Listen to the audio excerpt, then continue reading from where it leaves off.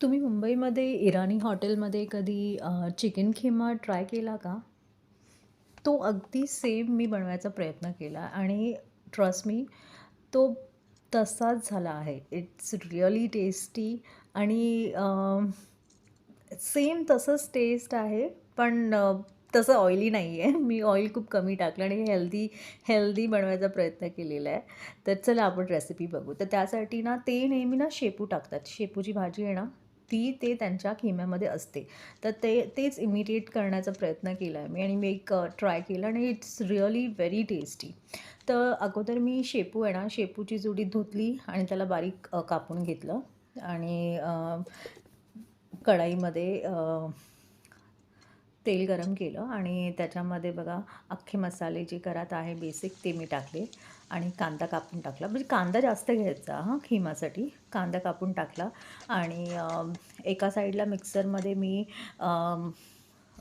मसाला ready केलेला. पण आता बघा कांदा गरम झाला आहे ना, तर मी त्याच्यामध्ये अद्रक लसूणची पेस्ट टाकली आणि त्याला असं भाजून घेतलं. आता हे जी पेस्ट दिसते तुम्हाला ह्याच्यामध्ये काही नाही आहे, त्याच्यामध्ये कोथिंबीर आहे, अद्रक, लसूण, थोडा गरम मसाला आहे, आणि गरम मसाल्यामध्ये मी धणे, जिरे आणि काळी मिरी टाकलेली आहे फक्त आणि कोथिंबीर टाकून ते वाटून घेतली. आता बघा तो मसाला मी भाजून घेतला आणि खिमा आहे ना, चिकन खिमा हा सुद्धा मी मिक्सरमध्ये बारीक केलेला आहे आणि बघा आणि त्याला मग मी आता मसाल्यामध्ये भाजून घेते. आता हे त्याला चांगलं जरा खिमा त्याला फ्राय होऊ देते. एकदा किमा फ्राय झाला की मग बटाणे टाकले त्याच्यामध्ये आणि त्याला परत झाकण लावून त्याला शिजू दिलं. आता मी पावडर मसाले आहेत ना ते तयार करते. त्यामध्ये ना मी धणा पावडर घेतली, जिरा,